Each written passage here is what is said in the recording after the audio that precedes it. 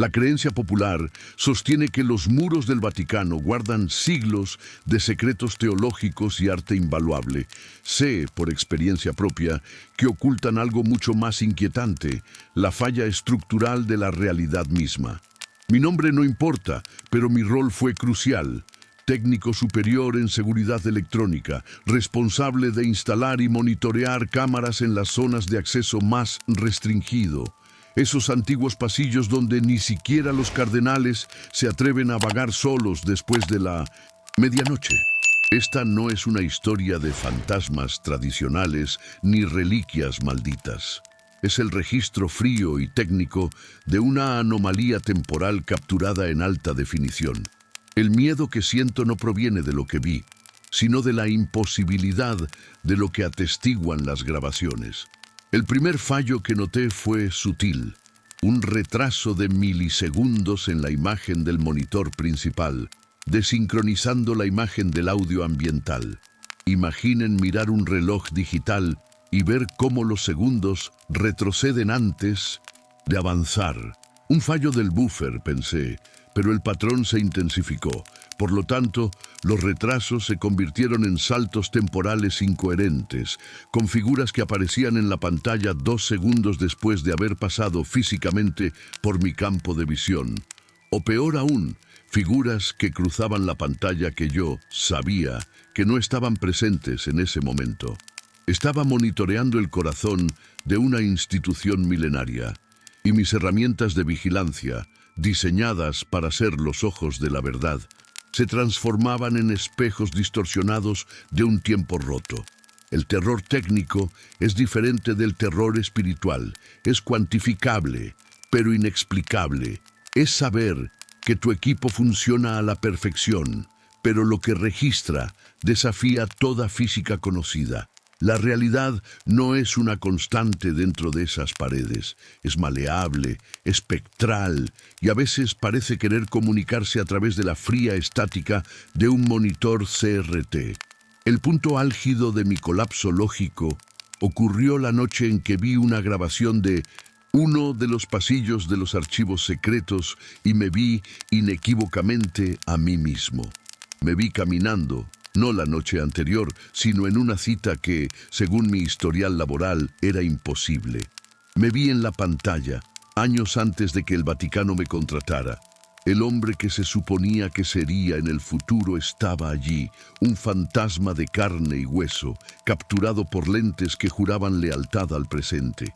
Desde esa noche evito el turno de trabajo solitario. ¿Qué pasaría si pudieras ver tu pasado y tu futuro al mismo tiempo en una pantalla de seguridad? ¿Lo harías? Deja tu comentario. ¿Cuál es la cosa más inexplicable que has presenciado que te hizo cuestionar la realidad? Recuerdo la primera noche en que el sistema de vigilancia Locus 7.0 empezó a mostrar su lado nefasto. Estaba en la sala de monitoreo terciaria, una instalación subterránea y fría, más cerca de las catacumbas que de la basílica. Mi misión era calibrar las nuevas cámaras infrarrojas en el corredor Pío VII, una zona restringida, herméticamente sellada, utilizada únicamente para el transporte de documentos sensibles. La instalación era estándar, el cableado perfecto, la señal limpia, pero al iniciar la vista en vivo, algo fallaba sutilmente. Miré la pantalla 4, que mostraba una larga extensión de mármol pulido, y al mismo tiempo pude ver el reflejo de la puerta de la sala de control en el monitor. Un guardia, Mario, entró a traerme café. Lo vi en la puerta, pasé a la pantalla 4 y vi a Mario aparecer en 1900. La discrepancia no era un retraso en la red, sino un lapso de tiempo. Mario estaba en la pantalla 4, caminando por el corredor Pío VII, aproximadamente 1,5 segundos antes de entrar en mi sala de control, que estaba a 50 metros. El video mostraba el futuro inmediato. Mi mente técnica intentó racionalizar. Desbordamiento de buffer, pérdida de paquetes. No. La sincronización del sistema Locus se basaba en un reloj atómico central. Hice que Mario volviera sobre sus pasos.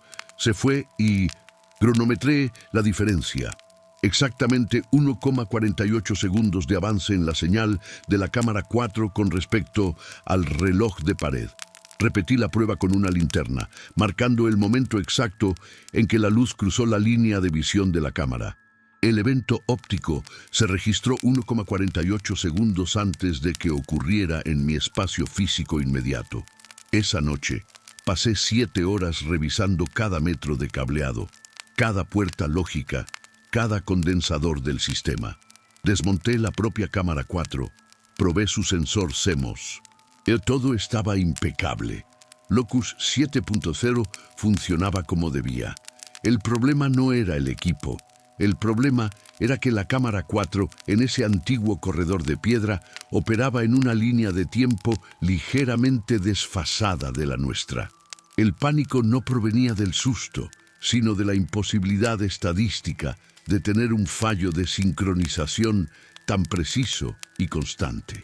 La cámara 4 no solo grababa, estaba anticipando eventos.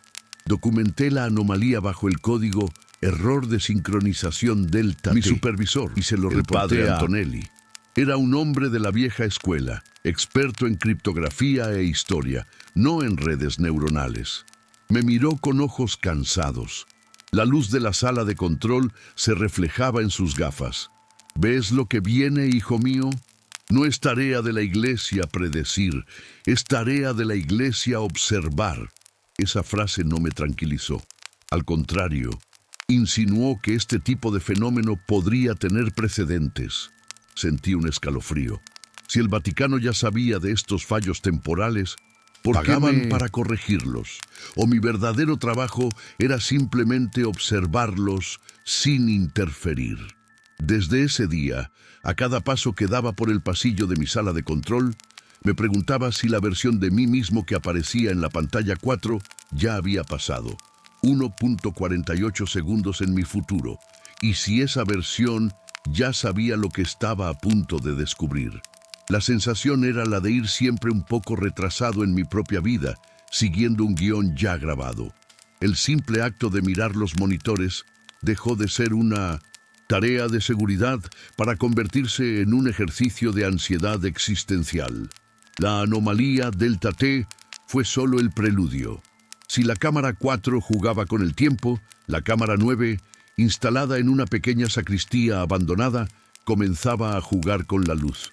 La sacristía era un lugar oscuro, accesible solo a través de una puerta de hierro forjado. La iluminación ambiental era inexistente, lo que obligaba a la cámara 9 a operar en modo infrarrojo de alta sensibilidad. La señal era en blanco y negro, granulada, pero lo suficientemente nítida como para detectar cualquier intrusión.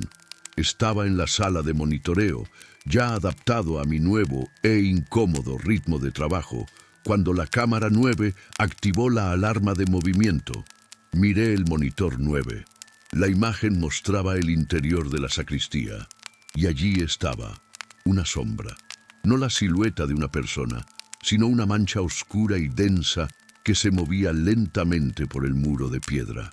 Lo extraño era que esta sombra no estaba asociada a ningún objeto visible ni fuente de luz. En un entorno infrarrojo, una sombra solo puede existir si hay un objeto que bloquee la radiación. El calor del aire, la temperatura de las paredes, la luz invisible. Todo estaba allí, mapeado. Pero la sombra se movía como si fuera una entidad autónoma, sin un cuerpo que la proyectara. Era una negación de la luz y el calor en ese espacio. Al principio pensé que se trataba de un fallo del sensor, un grupo de píxeles muertos que solo se manifestaban bajo ciertas condiciones. Cambié el ángulo del filtro y realicé un reinicio remoto. La sombra persistía, se deslizó por el suelo de piedra, trepó por la pared y pareció concentrarse en la zona donde debería haber estado un antiguo altar. Llamé al equipo de patrulla más cercano, asignado a investigar cualquier alarma. 2 guardias, armados y cautelosos, entraron en la sacristía. Monitoreé la señal. La alarma se había detenido cuando abrieron la puerta. El movimiento reinició el sensor. En la pantalla vi a los dos guardias, iluminados por sus linternas. Registraron la habitación. En la pantalla, la sombra estaba allí, en la pared, a pocos metros de ellos. Les ordené por radio que iluminaran la pared. Lo hicieron. «Técnico, no hay nada aquí. La pared es lisa, está fría, pero limpia», respondió la voz áspera del capitán Janney. Pero en mi pantalla, la sombra seguía moviéndose. Rodeaba el haz de luz de la linterna de Janney, como si evitara ser tocada por la luz física, mientras era perfectamente visible en la luz infrarroja captada por la cámara. Apagué las luces principales de la sala de control, enfocándome solo en el monitor 9. La sombra era casi palpable, un agujero en la imagen. Podía sentir su peso. El capitán Janney y su compañero salieron de la sacristía, informando de falsa alarma, fallo del sensor, sin intrusión. En el momento en que la puerta de hierro se cerró y el ambiente volvió a la oscuridad total, la sombra en la pantalla dejó de moverse. Se expandió ligeramente, como si respirara, y luego se contrajo, permaneciendo estática, absorbida por la negrura general. A la mañana siguiente, fui al lugar. Llevé mi propio termómetro. La zona donde se había concentrado la sombra estaba a 5 grados Celsius más fría que el resto de la habitación. Una diferencia significativa en un ambiente cerrado con una temperatura estable. No había ventilación ni fuentes de frío. La única explicación era una anomalía energética. La sombra no era falta de luz, era la ausencia de calor y quizás la ausencia de algo más que el infrarrojo registraba como vacío. Regresé a la sala de control, exhausto. Locus 7.0 no solo capturaba fantasmas, estaba cuantificando su presencia. La distinción entre lo que veía en los monitores y lo físicamente verificable se convirtió en mi tormento diario. Tras la anomalía de la sombra, el sistema evolucionó hacia una manifestación más compleja. Figuras humanas que no se podían confirmar sobre el terreno. El corredor de San Cipriano es largo, unos 150 metros, sin desvíos. La visibilidad es total. Las cámaras 12, 13 y 14 lo cubrían por completo, con superposición de campo para evitar puntos ciegos. Una noche, a las 3:47 am, la cámara 13 registró movimiento. Una figura pasó rápidamente, a gran velocidad, de la esquina superior izquierda a la esquina inferior derecha de la pantalla. Era la inconfundible silueta de un hombre con el uniforme oscuro de la Guardia Suiza, pero sin el tradicional bicornio. Inmediatamente activé la radio. Intruso en 1900. Cipriano. Alta velocidad cerca de la 13. Confirmar posición. No hubo respuesta inmediata. Revisé la señal. La figura era translúcida, pero la forma era nítida. Era como si la cámara capturara la memoria visual de un hombre, no al hombre en sí. El punto crucial fue la superposición. La figura cruzó el campo de visión de la cámara 13, lo que debería haber sucedido.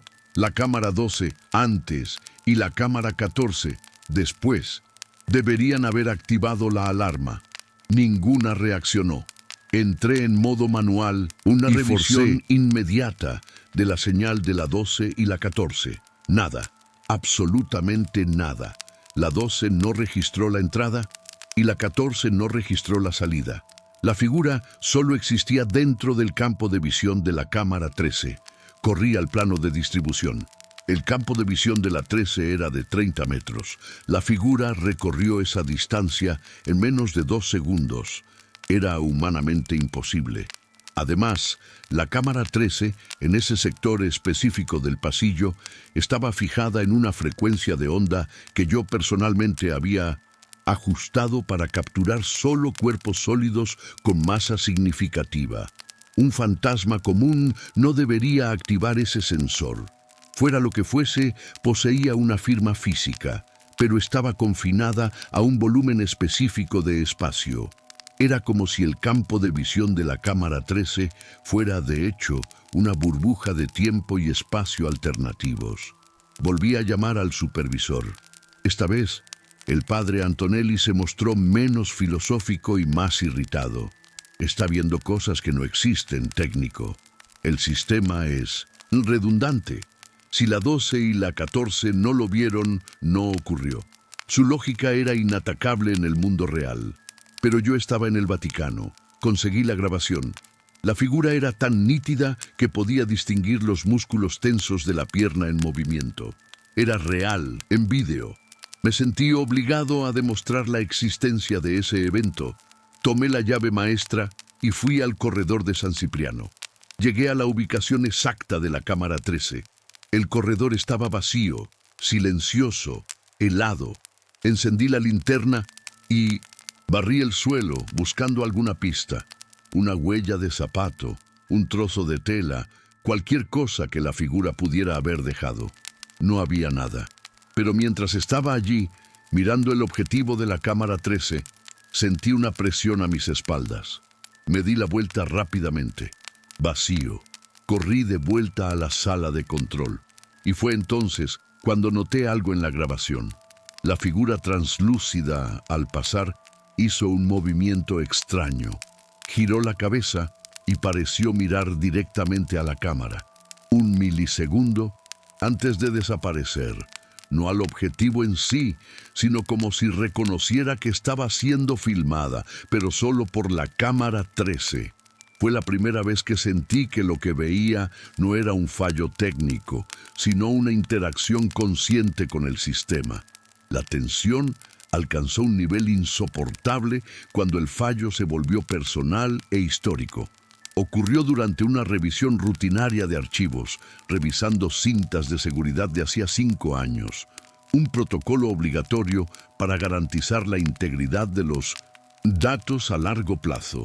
Estaba en el turno de día, menos tenso, pero aún meticuloso. Reproduje la cinta del corredor de las campanas, cámara 21, fechada en marzo de 2018. Recuerdo ese año con claridad porque fue cuando el equipo de seguridad sufrió una trágica pérdida. El sargento Matteo Bianchi, un hombre tranquilo y fuerte, que murió en un accidente de coche fuera de los muros del Vaticano. Lo conocí brevemente. Mientras se reproducía la cinta de 2018, el sargento Bianchi apareció en el encuadre, caminando a paso normal. Nada extraño, estaba vivo y trabajando ese año. El miedo llegó al minuto siguiente. En el mismo pasillo, viniendo desde la dirección opuesta, apareció una figura más reciente. Era uno de mis colegas actuales, el joven guardia suizo llamado Luca, que se unió al equipo en 2020. En la pantalla, en una grabación de 2018, Luca caminaba hacia Bianchi. Se encontraron en medio del pasillo. Luca, quien se suponía que solo estaría en el Vaticano 2 años después, saludó a Bianchi, quien ya estaba muerto cuando contrataron a Luca. Pausé la imagen de inmediato. Las fechas de adquisición de la cinta eran innegables. Marzo de 2018. La identidad de Luca era innegable. Sus rasgos faciales, su forma de caminar, incluso una pequeña mancha en su uniforme que sabía que llevaba. Eran ellos, coexistiendo. 2 hombres, separados por 2 años de historia real y el abismo de la muerte, interactuaban casualmente en una grabación del pasado. Se me revolvió el estómago. Revisé el código de tiempo de la cinta 3 veces. 2018. Llamé al supervisor del archivo, un sacerdote canoso que se ocupaba de la preservación de datos. Padre, necesitamos verificar la autenticidad de esta cinta. Hay una grave inconsistencia histórica. Se acercó, miró la pantalla. Vio a Bianchi y a Luca. No mostró sorpresa, solo una profunda resignación. Estos pasillos, dijo con voz ronca y susurrante, no mantienen el orden que conoces afuera. A veces las cámaras captan ecos de lo que está por venir o de lo que debería haber sido. No le preocupaba el fraude ni los fallos técnicos. Estaba confirmando la naturaleza del lugar. Intenté argumentar, citando la fecha de contratación de Luca y el certificado de defunción de Bianchi. El sacerdote simplemente señaló el monitor. En ese momento, Luca y Bianchi se dieron la mano. Sentí que la realidad se me escapaba.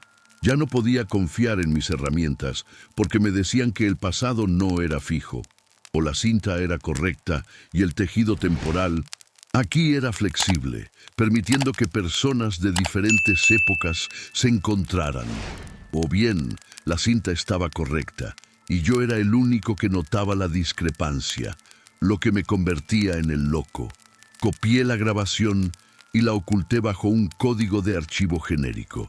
No era una prueba para el mundo exterior, pero sí para mí de que mi trabajo no era la seguridad, sino catalogar imposibilidades. El incidente con mi colega muerto me impulsó a un frenesí de verificación. Necesitaba saber si lo que veían las cámaras tenía alguna correlación tangible con el entorno físico. Empecé a patrullar los pasillos inmediatamente después de una anomalía, usando la señal de vídeo como un mapa fantasma. La cámara 7, en el corredor de los peregrinos, que normalmente estaba desierto, se activó. La señal mostró un grupo de figuras, no sombras, sino formas sólidas y oscuras que parecían estar en una especie de reunión silenciosa. Había unas 20 personas, de pie en un círculo cerrado. La calidad de la imagen era baja, pero los contornos eran inconfundibles. Túnicas largas, capuchas cubriendo sus rostros. Parecía una reunión medieval. La alarma masiva sonó en la sala de control. Era una brecha de seguridad crítica. No solo una sombra, sino una multitud. Cogí mi linterna y la llave de acceso, y corrí al corredor de los peregrinos. El viaje duró menos de 3 minutos. Estaba preparado para encontrarme con una patrulla sorpresa, o, en el peor de los casos, con intrusos. Llegué a la puerta, abrí el sello, hermético, y entré. El aire estaba quieto y denso. No había nadie.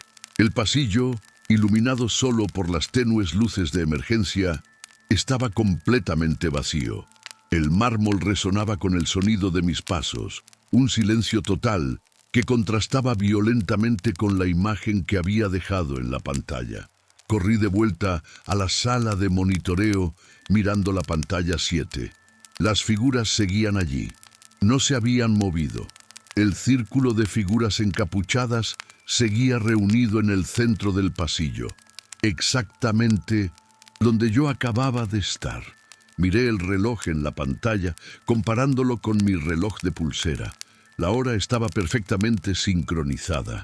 La anomalía no era un salto temporal, sino una superposición dimensional. El video mostraba una realidad paralela que existía en el mismo espacio que yo. Cogí la radio e informé de lo sucedido con la voz más tranquila que pude. Falsa alarma en la cámara 7. No hay presencia física de intrusos. Posible error de software. Mentir era ahora parte de mi rutina. No podía denunciar una multitud de fantasmas encapuchados, pero el terror aumentaba a medida que me acercaba a la pantalla 7. Me incliné intentando descifrar qué hacían, y entonces me di cuenta de que el conjunto, que parecía estático, en realidad realizaba un movimiento casi imperceptible. Se movían lentamente, doblándose, todos a la vez, hacia el centro del círculo, como si estuvieran mirando algo en el suelo que solo ellos podían ver. Mientras observaba, una figura en medio del grupo levantó la cabeza y, a pesar de la baja resolución, sentí que sus ojos invisibles, ocultos bajo la capucha, estaban fijos en mí, a través del objetivo. El terror me paralizó. Me observaban seres que solo existían en luz digital. Apagué la señal de la cámara 7. No me atreví a volver a encenderla durante el resto del turno. El silencio físico del pasillo era 1000 veces menos aterrador que el ruido visual de ese conjunto imposible. La noche de mi colapso lógico final llegó con el reprocesamiento de un archivo antiguo y corrupto de la cámara 32, ubicada en la cripta bajo la Biblioteca Apostólica, un área que había instalado personalmente solo 8 meses antes. El archivo original databa de 5 años antes. Utilicé un potente algoritmo de recuperación de datos centrado en reconstruir fotogramas perdidos y corregir el ruido cuántico. El proceso tardó horas. Cuando finalmente se reprodujo el video, la cámara 32 mostró el pasillo estrecho y húmedo. Y allí estaba yo. Mi imagen era inconfundible. Mi postura ligeramente encorvada, mi peinado, incluso la camisa oscura que usaba antes de recibir el uniforme estándar del Vaticano. Pero había un problema. Hace 5 años estaba en Milán, trabajando en telecomunicaciones, y nunca había visitado Roma. No tenía ninguna conexión con el Vaticano, ni siquiera estaba en el mismo país. Pero allí estaba, en la cámara 32, caminando por la cripta. Mi yo más joven, mi yo anterior. Me detuve. La imagen estaba limpia. Llevaba una caja de herramientas idéntica a la que tengo hoy. Parecía más delgado, más nervioso. El terror se volvió íntimo. La cámara no solo capturaba un tiempo distorsionado, capturaba mis múltiples existencias o, más aterrador aún, reescribía mi pasado para que encajara en su propia y extraña línea temporal. Adelanté el vídeo fotograma a fotograma. Mi yo de 5 años llegó a la última pared de la cripta. Se detuvo, miró hacia atrás, directamente a la cámara 32, y abrió la caja de herramientas. Empezó a trastear con algo. La pared, justo donde, 5 años después, instalé un sensor de presión subterráneo. El hombre de la pantalla estaba realizando una instalación que me fue asignada años después. Mi cuerpo se congeló. Era una paradoja autosuficiente. Lo que hacía hoy era un eco de lo que mi yo del pasado ya había hecho. Ese hombre de la pantalla era yo, pero era un yo que no debería haber existido allí. Sentí unas náuseas intensas. Si mi yo de 5 años estaba allí, instalando el sensor, ¿quién demonios lo había contratado? Y si trabajaba para el Vaticano 5 años antes, ¿por qué mi contratación en 2023 se consideraba la llegada de un nuevo técnico superior? Miré la fecha y la hora en la pantalla. 14 de agosto de 2018. Corría mi historial laboral. Contratado en diciembre de 2022. 4 años y medio de diferencia. El Vaticano no solo guardaba secretos, sino que controlaba la cronología. El hombre en la pantalla terminó su instalación, cerró el maletín y sonrió.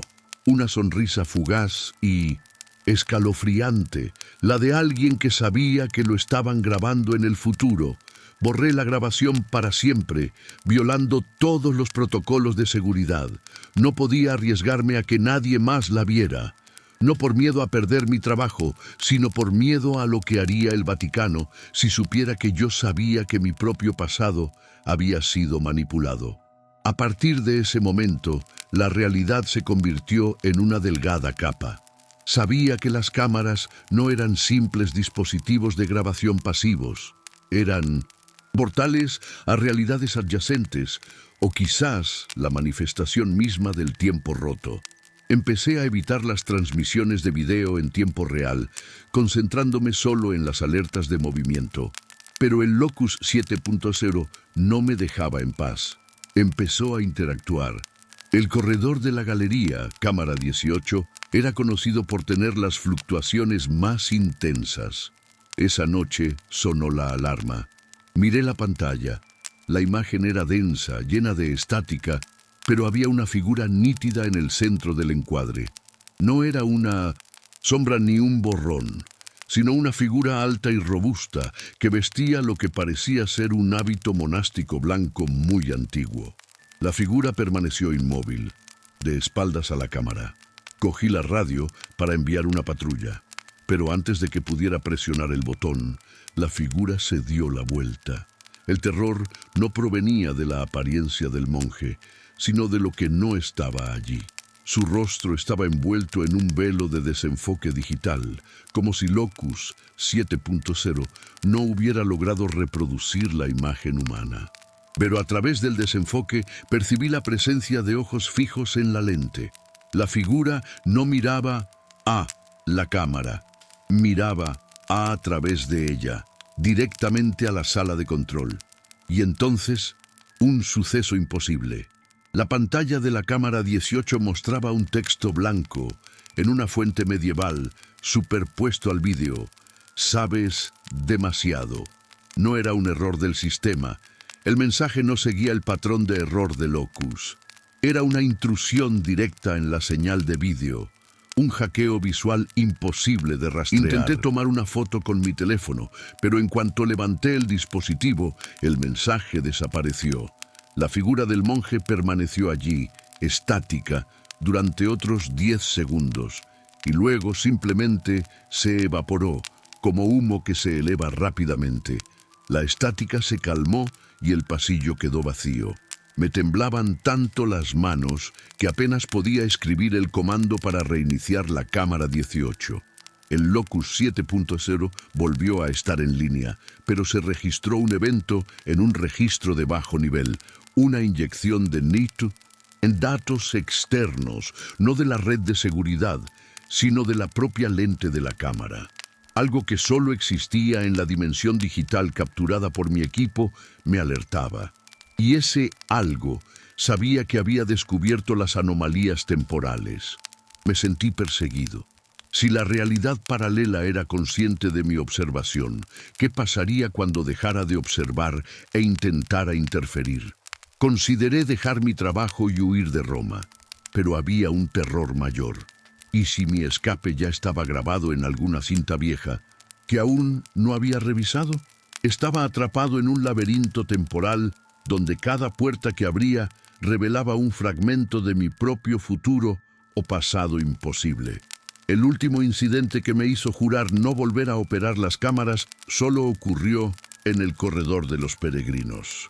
La cámara 7, que había grabado la reunión de figuras encapuchadas, cambió a modo de grabación manual, una orden que juro no haber activado. Miré el monitor 7. La señal era a color, algo inusual en esa zona. El pasillo estaba extrañamente iluminado por una luz amarillenta enfermiza como la de una vela, y había ruido de fondo, un murmullo bajo, como cientos de personas susurrando. En la pantalla vi una escena que parecía sacada de un documental histórico. El pasillo estaba lleno de gente vestida con ropas del siglo XVII, peregrinos, quizás. Caminaban despacio, con la cabeza gacha, todos en la misma dirección. La cámara los seguía, moviéndose con suavidad, a pesar de que la cámara 7 estaba fija. El horror me invadió al darme cuenta de que la cámara se movía sola, siguiendo a la multitud fantasmal. Intenté tomar el control manual. El joystick no respondió. El Locus 7.0 estaba siendo operado por algo dentro de la propia señal. La multitud pasó y entonces el pasillo volvió a quedar vacío. Pero la cámara continuó moviéndose, lentamente, deteniéndose frente a una puerta de madera sellada. La puerta, en mi realidad, estaba allí, pero era una enorme pared de mármol. En la pantalla era una vieja puerta de madera, con grabados en latín. La cámara se acercó a la puerta y en el momento en que el objetivo pareció tocar la madera, se detuvo. El murmullo aumentó y la pantalla mostró una sola frase en latín, de nuevo superpuesta. Ecos de lo que fue, ecos de lo que será. Fue el momento de claridad. Entendí el sistema. Locus 7.0 no era un sistema de vigilancia. Era un condensador de resonancia temporal. Las cámaras, instaladas en puntos específicos de alta concentración de energía histórica y espiritual, o lo que fuera, registraban la superposición de todas las líneas temporales que tocaban ese lugar. No veía ningún fallo. Veía la realidad tal como es en el Vaticano, una mezcla de pasado, presente y futuro. Apagué la señal principal. La cámara 7 dejó de moverse y la imagen volvió a la normalidad, fría y estática. Me senté en la silla, exhausto, sintiendo el peso de ese conocimiento. Mi trabajo no era proteger el Vaticano de intrusos. Mi trabajo era vigilar la integridad de la ilusión que llamaban el presente. Desde esa noche, solo enciendo los monitores cuando hay otro técnico en la sala. La presencia de otra conciencia física parece anclarse en la realidad.